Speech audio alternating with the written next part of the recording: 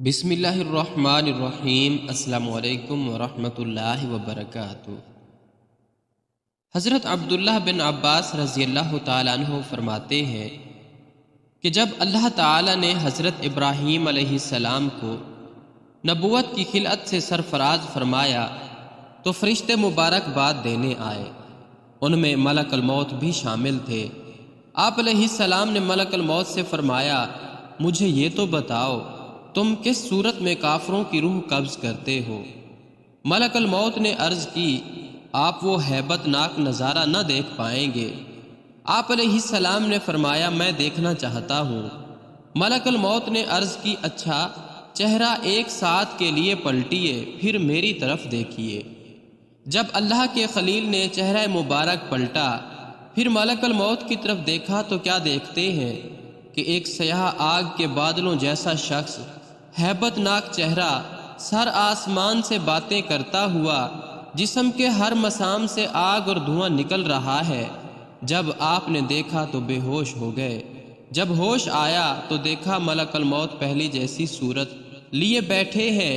آپ علیہ السلام نے فرمایا، اے ملک الموت، اگرچہ کافروں پر موت کی ہیبت ناکی اور اذیت نہ بھی ہو تو تیری یہ ہیبت ناک صورت ہی ان کفار کے لیے کافی ہے۔ پھر فرمایا، اب مومن کی روح قبض کرنے کا مشاہدہ بھی کروا دو۔ جب اللہ کے خلیل نے پلٹ کر ملک الموت کی طرف دیکھا تو کیا دیکھتے ہیں کہ ایک انتہائی حسین و جمیل شخص انتہائی خوبصورت لباس میں سامنے موجود ہے، جس کی خوبصورتی کی کوئی مثال نہیں، جس کے جسم سے بہترین خوشبوئیں پھوٹ رہی ہیں۔ جب اللہ کے خلیل نے دیکھ لیا تو پھر ملک الموت اپنی صورت میں واپس آ گئے۔ پھر اللہ کے خلیل نے فرمایا، یہ بتاؤ، ایک وقت میں اتنی بڑی کائنات میں بہت سی اموات ہوتی ہیں، کچھ مشرق میں کچھ مغرب میں، تو تم اتنی روحوں کو کیسے ایک ساتھ قبض کرتے ہو؟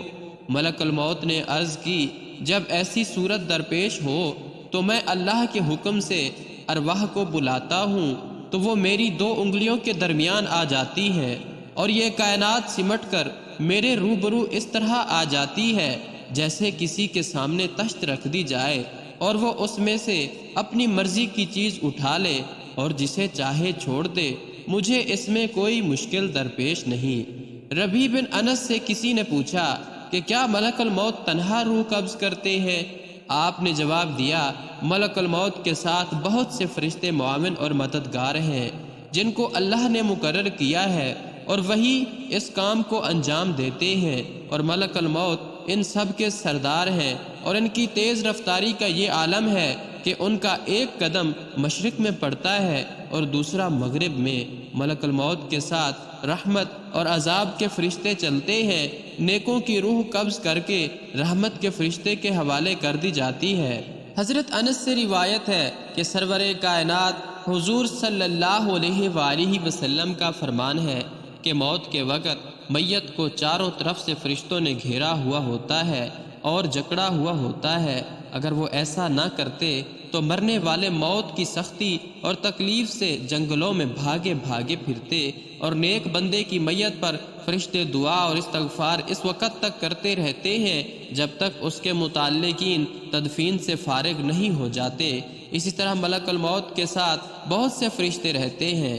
نبیوں کے سردار، حسن اخلاق کے پیکر، محبوب رب اکبر صلی اللہ علیہ وآلہ وسلم کا فرمان عالی شان ہے کہ جب آدمی پر نزع کا عالم طاری ہوتا ہے تو اللہ عز و جل اس کی طرف 5 فرشتے بھیجتا ہے۔ پہلا فرشتہ اس کے پاس اس وقت آتا ہے جب اس کی روح حلقوم یعنی حلق تک پہنچتی ہے۔ وہ فرشتہ اسے پکار کر کہتا ہے، اے ابن آدم، تیرا طاقتور بدن کہاں گیا؟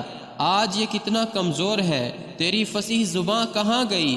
آج یہ کتنی خاموش ہے۔ تیرے گھر والے اور عزیز و اقربا کہاں گئے؟ تجھے کس نے تنہا کر دیا؟ پھر جب اس کی روح قبض کر لی جاتی ہے اور کفن پہنا دیا جاتا ہے تو دوسرا فرشتہ اس کے پاس آتا ہے اور اسے پکار کر کہتا ہے، اے ابن آدم، تو نے تنگ دستی کے خوف سے جو مال و اسباب جمع کیا تھا وہ کہاں گیا؟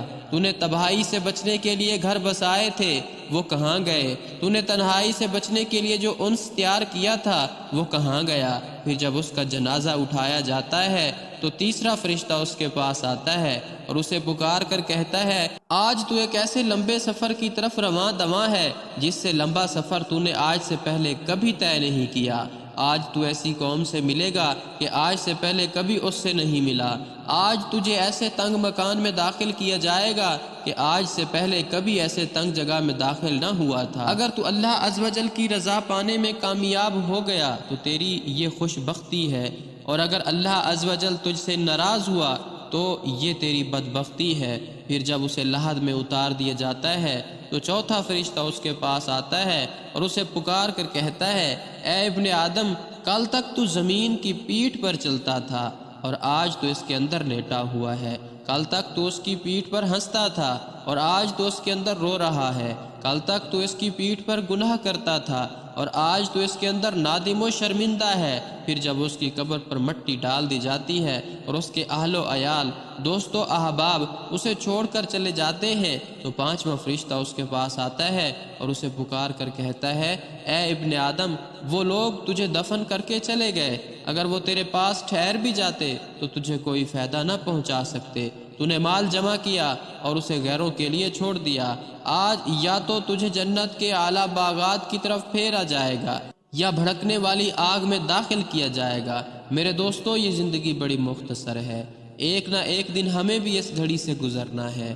ہمیں نہیں پتا کہ کب اور کہاں سے موت آ جائے، اس لیے ہمیں اس وقت کی تیاری کرتے رہنا چاہیے اور اللہ کی عبادت اور نیک اعمال کرتے رہنا چاہیے۔ اس دنیا میں جو بھی آتا ہے اسے موت کا مزہ چکھنا ہے اور قبر کی اندھیری کوٹلی میں ضرور جانا ہوتا ہے۔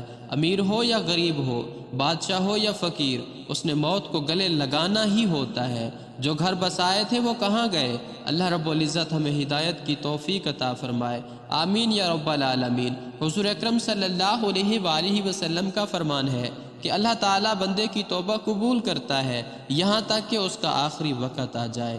ہم ہر روز، ہر گھنٹہ، بلکہ ہر لمحہ اپنی موت کے قریب ہوتے جا رہے ہیں۔